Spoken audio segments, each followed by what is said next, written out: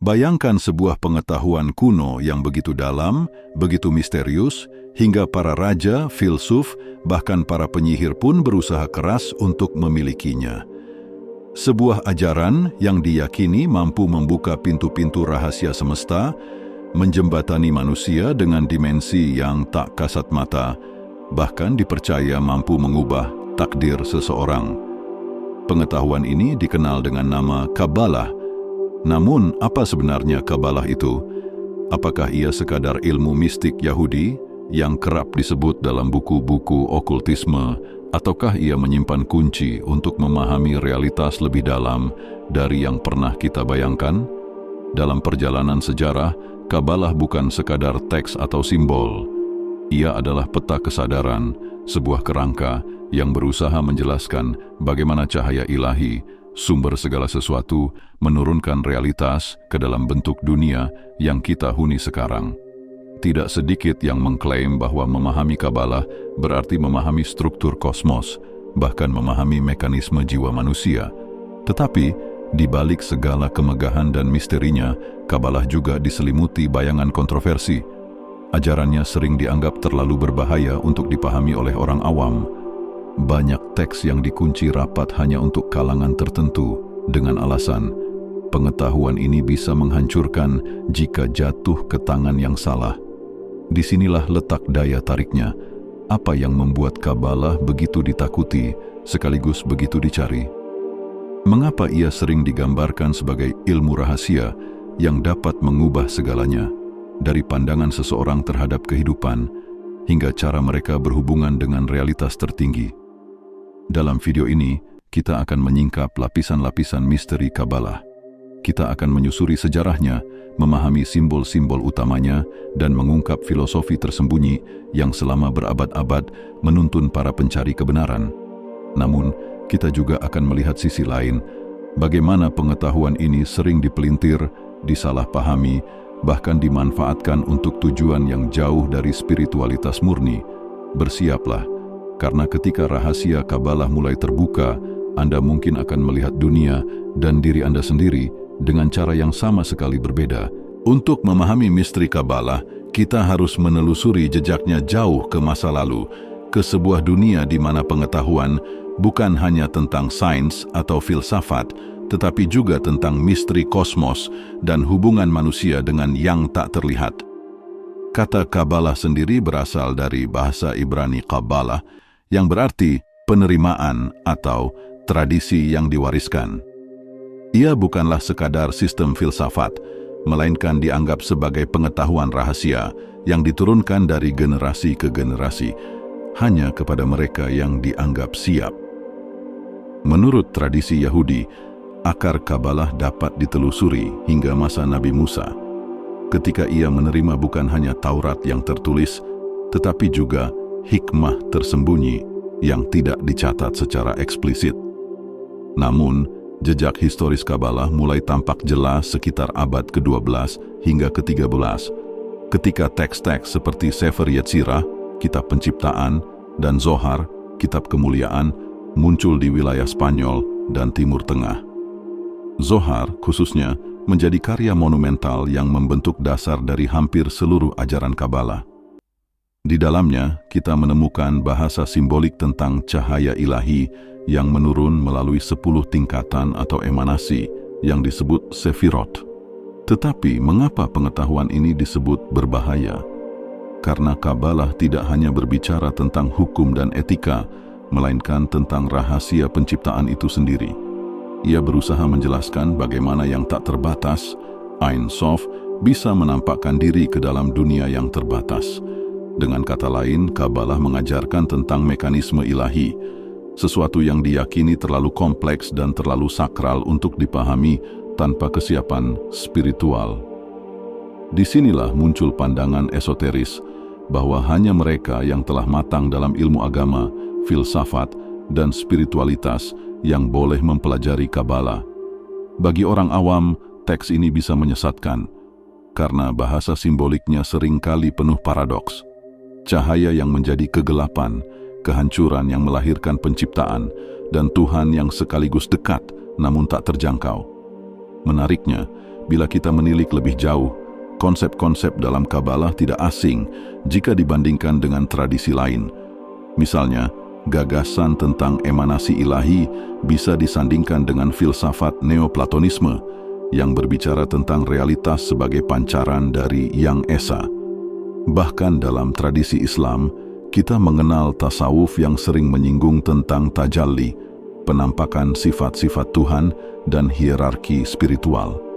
Bedanya, Kabalah menyusunnya dalam bentuk peta kosmik yang sangat detail dengan simbol pohon kehidupan, Tree of Life, sebagai representasi perjalanan jiwa manusia menuju sang sumber. Mengapa pengetahuan ini tampak tersembunyi? Karena ia selalu berjalan di tepi tipis antara pencerahan dan penyesatan. Bayangkan sebuah sejarah mencatat bahwa di Eropa yang tak terlihat, gereja sering mencurigai para pemikir Kabalis sebagai okultis berbahaya hingga daun. Bahkan dalam pohon itu sederhana di mata awam, mempelajari Kabalah tanpa dasar yang kuat, ia menyimpan peta rahasia tentang aliran energi semesta. Inilah yang membuatnya kerap tampil dalam bayang-bayang, hadir tapi samar, dibicarakan tapi jarang dipahami. Dan sekaligus jantung dari seluruh ajarannya. Ia mengklaim mampu mengungkap rahasia tertinggi, tapi justru karena itulah ia diselimuti kerahasiaan. Seakan-akan semakin dalam seseorang menggali, semakin banyak lapisan misteri yang menutupinya kembali. Pertanyaannya adalah, apa sebenarnya inti ajaran Kabalah? Dengan kata lain, bagaimana 10 sefirot yang misterius itu bisa mengubah cara kita melihat alam semesta dan diri kita sendiri? Itulah yang akan kita telusuri pada bagian berikutnya. Memasuki jantung Kabalah, di mana simbol-simbol bukan lagi sekadar gambar, melainkan pintu menuju realitas yang lebih tinggi. Ia melambangkan potensi murni, kesadaran tertinggi, sebuah cahaya yang tak terdefinisikan. 2. Chokmah, kebijaksanaan. Energi maskulin, impuls kreatif pertama, bagaikan kilatan ide yang lahir tanpa bentuk. 3. Binah, pengertian, energi feminin yang memberi struktur pada kebijaksanaan. Bila Chokmah adalah api, maka Binah adalah wadahnya. 4. Tiferet, keindahan, pusat harmoni. Ia menghubungkan atas dan bawah, maskulin dan feminin, kekuatan dan kasih sayang. 5. Malkut, kerajaan, realitas dunia kita, titik akhir di mana semua emanasi diwujudkan dalam bentuk fisik. Simbolisme ini bukan hanya tentang kosmos, tapi juga tentang diri manusia. Setiap sefirot dianggap sebagai aspek jiwa kita, pikiran, emosi, kehendak, dan tindakan. Dengan memahami peta ini, seorang pencari diyakini bisa menata dirinya sehingga selaras dengan aliran ilahi. Namun, disinilah letak misterinya. Pohon kehidupan tidak bisa dipahami hanya dengan logika. Ia lebih seperti cermin yang memantulkan kembali siapa kita sebenarnya. Ketika seseorang menatapnya, ia tidak hanya melihat struktur kosmos, tetapi juga perjalanan batinnya sendiri. Para mistikus Kabalah percaya bahwa semua penderitaan manusia berasal dari ketidakseimbangan dalam aliran sefirot ini. Misalnya, terlalu banyak kekuatan, gevurah, tanpa kasih sayang, chesed, akan melahirkan kezaliman. Sebaliknya, kasih sayang tanpa batas bisa melahirkan kelemahan. Jalan spiritual, menurut mereka, adalah menemukan keseimbangan, menghidupkan setiap aspek jiwa sesuai porsinya, sehingga energi ilahi mengalir tanpa hambatan. Dan di balik semua itu, ada satu gagasan yang mengguncang. Dunia ini, menurut Kabalah, bukanlah realitas akhir. Ia hanyalah bayangan dari sesuatu yang jauh lebih tinggi. Alam semesta fisik hanyalah refleksi dari realitas yang berada di atasnya. Seperti cermin yang retak, dunia ini menampakkan potongan-potongan kebenaran, tetapi bukan kebenaran itu sendiri. Inilah mengapa bagi para Kabalis sejati, mempelajari pohon kehidupan bukan sekadar intelektualisme. Ia adalah jalan pulang, jalan untuk menembus ilusi dunia material dan kembali menyatu dengan Sang Tak Terbatas. Namun, satu pertanyaan besar tetap menggantung. Jika pohon ini adalah peta menuju yang maha tinggi, mengapa Tuhan tidak menampakkan segalanya secara langsung? Mengapa ia memilih jalan emanasi yang penuh tabir? Pertanyaan inilah yang akan membawa kita lebih dalam lagi menuju rahasia terdalam Kabalah, tentang paradoks antara ketersembunyian dan penyingkapan, tentang kegelapan yang justru menyimpan cahaya. Dalam inti ajaran Kabalah, selalu ada satu paradoks yang sulit dipahami. Yang tak terbatas justru memilih untuk tersembunyi. Jika Tuhan adalah cahaya yang tak terhingga, mengapa dunia yang kita lihat penuh dengan keterbatasan, kegelapan, dan ketidaksempurnaan? Para Kabalis menjawab dengan sebuah konsep yang disebut Tzimtzum, penyempitan atau pengosongan. Menurut ajaran ini, sebelum segala sesuatu ada, hanya ada Ein Sof, keberadaan tak terbatas. Tetapi agar dunia yang terbatas bisa tercipta, Ein Sof harus menarik dirinya, menciptakan ruang kosong di mana realitas bisa muncul. Bayangkan sebuah cahaya matahari yang begitu kuat, sehingga tak ada apapun yang bisa wujud di hadapannya. Untuk memungkinkan kehidupan lahir, cahaya itu harus ditutupi, disaring, bahkan dikurangi. Dengan cara inilah Tuhan menyembunyikan diri, agar ciptaan bisa ada. Namun, disinilah misterinya. Cahaya itu tidak hilang. Ia hanya tersembunyi di balik lapisan demi lapisan realitas. Dan tugas manusia, menurut Kabalah, adalah menemukan kembali percikan-percikan cahaya itu yang berserakan di dunia. Sebuah konsep yang mereka sebut tikkun olam atau pemulihan dunia. Disinilah muncul pandangan yang sangat menarik, bahwa setiap tindakan manusia, sekecil apapun, bisa menjadi kunci untuk memperbaiki keseimbangan kosmos. Setiap amal baik, setiap kata yang tulus, setiap niat yang murni, diyakini mampu melepaskan cahaya ilahi yang terperangkap dalam kegelapan dunia. Tetapi konsep ini juga berbahaya karena bisa disalahartikan. Beberapa aliran esoteris di kemudian hari justru memelintir ajaran Kabalah, menjadikannya sarana untuk mengendalikan realitas demi kekuasaan pribadi. Disinilah sisi gelapnya muncul, praktik sihir, okultisme, hingga manipulasi spiritual yang mengaku bersumber dari hikmah Kabalah, tapi sebenarnya menjauh dari tujuan aslinya. Jika ditarik lebih luas, kita bisa melihat kemiripan antara gagasan ini dengan filsafat lain. Dalam tasawuf Islam misalnya, dikenal konsep bahwa dunia ini hanyalah tajalli, penampakan sifat-sifat Tuhan, dan bahwa tugas manusia adalah menyaksikan, memahami, serta kembali kepadanya dengan kesadaran penuh. Bedanya, Kabalah menyusun konsep itu dalam peta kompleks, dengan simbol-simbol matematis, huruf-huruf sakral, dan kosmologi yang mendetail. Ada pula sisi simbolik yang jarang dipahami. 22 jalur yang menghubungkan sefirot dipercaya selaras dengan 22 huruf dalam abjad Ibrani. Setiap huruf dianggap bukan sekadar tanda bahasa, melainkan getaran kosmik, energi penciptaan yang bisa mengubah realitas. Inilah mengapa sebagian orang memandang Kabalah sebagai ilmu kata dan angka, di mana setiap huruf, setiap kombinasi, bahkan setiap doa dianggap mengandung kekuatan tersembunyi. Namun, di balik semua detail ini, inti pesan Kabalah tetap sama. Dunia bukanlah apa adanya, ia adalah teka-teki, tabir, panggung sandiwara yang menyimpan rahasia lebih dalam, dan siapapun yang berusaha menyingkapnya akan berhadapan dengan cermin dirinya sendiri. Bagi mereka yang mendalami Kabalah dengan kesungguhan, ajaran ini bukan tentang menguasai dunia, melainkan tentang mengenali keterbatasan manusia, menemukan cahaya yang tersembunyi, dan berjalan menuju kesatuan kembali dengan Sang Pencipta.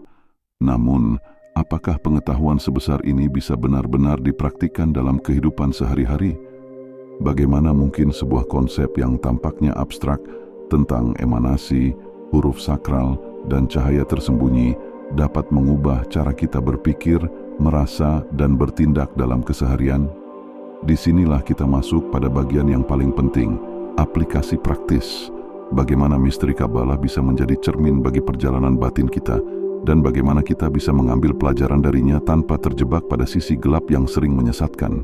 Seberapapun megahnya peta kosmik Kabalah, ia akan kehilangan makna jika hanya tinggal sebagai teori. Para mistikus sejati selalu menekankan bahwa pengetahuan harus diturunkan ke bumi, ke dalam diri, ke dalam kehidupan sehari-hari. Tanpa itu ia hanyalah ilusi intelektual. Maka pertanyaannya, bagaimana misteri Kabalah bisa menyentuh kehidupan kita? Pertama, mari kita mulai dari kesadaran keseimbangan.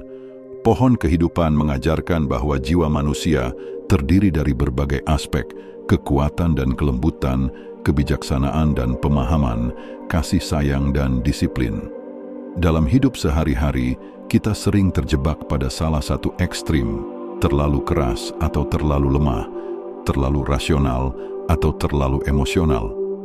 Dengan merenungkan sefirot dalam diri kita bisa belajar menyeimbangkan sifat-sifat ini. Misalnya, saat kita marah, kita bisa bertanya, apakah aku sedang berada di sisi gefurah tanpa ceset? Bagaimana jika aku melunakkannya dengan kasih sayang? Kedua, ada praktik meditasi simbolik. Para kabalis menggunakan huruf-huruf sakral, kombinasi angka, bahkan visualisasi cahaya untuk menenangkan pikiran dan membuka kesadaran batin. Dalam kehidupan modern, tanpa harus meniru ritual mereka, kita bisa mengambil intinya, melatih fokus batin. Duduk tenang, menarik napas dalam, dan membayangkan cahaya yang turun dari atas kepala, Keter, ke dalam hati, Tiferet, lalu mengalir ke bumi, Malkut. Praktik sederhana ini dapat menanamkan rasa keterhubungan dengan sesuatu yang lebih tinggi, sekaligus menyeimbangkan emosi sehari-hari. Ketiga, konsep Tikkun Olam, pemulihan dunia. Ajaran ini mengingatkan bahwa setiap tindakan kecil bisa berdampak kosmik. Dalam keseharian, ini bisa berarti bersedekah dengan ikhlas, membantu sesama, menjaga kejujuran, atau bahkan sekadar menyebarkan kata-kata yang menenangkan. Kabalah mengajarkan bahwa cahaya tersembunyi ada di balik setiap perbuatan baik, dan dengan melakukannya, kita sebenarnya sedang memperbaiki retakan kosmos. Keempat, ajaran ini bisa menjadi cermin dalam perjalanan spiritual pribadi. Setiap orang pada dasarnya sedang memanjat pohon kehidupan dari dunia yang penuh keterikatan material menuju kesadaran yang lebih tinggi. Tantangan, rasa sakit, bahkan kegagalan bisa dipahami bukan sekadar musibah, melainkan ruang kosong yang sengaja diciptakan agar kita bisa menemukan cahaya tersembunyi di baliknya.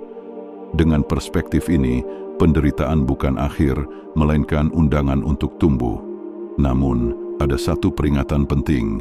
Pengetahuan esoteris selalu memiliki sisi gelap. Seperti pisau, ia bisa menyembuhkan atau melukai. Jika dikejar hanya demi kekuasaan, ego, atau manipulasi, maka ajaran seperti Kabalah bisa menyesatkan. Tetapi jika digunakan untuk refleksi, pengendalian diri, dan mendekatkan diri kepada Yang Maha Tinggi, maka ia bisa menjadi sarana transformasi yang mendalam. Dengan kata lain, inti praktis dari Kabalah bukanlah sihir, bukan pula permainan angka dan huruf untuk mengendalikan realitas. Intinya adalah melihat dunia dengan mata baru, bahwa setiap detail hidup adalah cermin dari sesuatu yang lebih besar, dan setiap langkah kecil menuju kebaikan adalah bagian dari perbaikan kosmos. Dan ketika kita hidup dengan kesadaran itu, dunia pun berubah. Bukan karena kita menguasainya, tapi karena kita mampu melihat cahayanya yang tersembunyi. Kabalah dalam segala misterinya bukan sekadar warisan teks kuno atau peta kosmos yang rumit. Ia adalah cermin jiwa manusia. Dari pohon kehidupan yang penuh simbol, dari konsep Zimtzum tentang cahaya yang tersembunyi, hingga gagasan Tikkun Olam tentang memperbaiki dunia, semuanya bermuara pada satu pesan, bahwa kehidupan ini bukan kebetulan, melainkan panggung ilahi yang menantang kita untuk menemukan makna terdalam. Sepanjang perjalanan, kita melihat bagaimana Kabalah berusaha menjelaskan paradoks. Yang tak terbatas hadir melalui keterbatasan, cahaya tersembunyi dalam kegelapan, dan keutuhan ditemukan lewat pecahan-pecahan. Dan bukankah itu juga cermin kehidupan kita? Di balik penderitaan ada hikmah. Di balik kehilangan ada undangan untuk tumbuh. Di balik keraguan ada percikan cahaya yang menunggu ditemukan. Namun, kita juga belajar bahwa pengetahuan besar selalu menuntut tanggung jawab besar. Kabalah bisa menjadi jalan pencerahan, tapi juga bisa menjadi jalan kesesatan bila dikejar demi ambisi pribadi. Ia bukan ilmu untuk menguasai orang lain, melainkan ilmu untuk menundukkan diri, menyelaraskan hati dengan harmoni kosmos, dan pada akhirnya kembali kepada sang sumber. Maka pertanyaan yang tertinggal untuk kita renungkan adalah ini: apakah kita siap melihat dunia bukan sebagai sekadar realitas fisik, tetapi sebagai cermin dari sesuatu yang jauh lebih dalam? Jika ya, maka setiap langkah, setiap kata, bahkan setiap napas kita bisa menjadi bagian dari perjalanan pulang menuju cahaya yang sejati.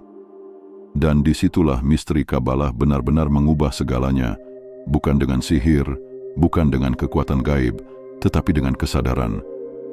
Jika Anda merasakan getaran dari rahasia ini, bagikan pemikiran Anda di kolom komentar. Apakah Anda melihat kehidupan dengan cara yang berbeda setelah memahami lapisan misteri ini? Jangan lupa tinggalkan tanda suka dan berlangganan agar kita bisa terus menyingkap rahasia-rahasia kuno yang menggetarkan jiwa.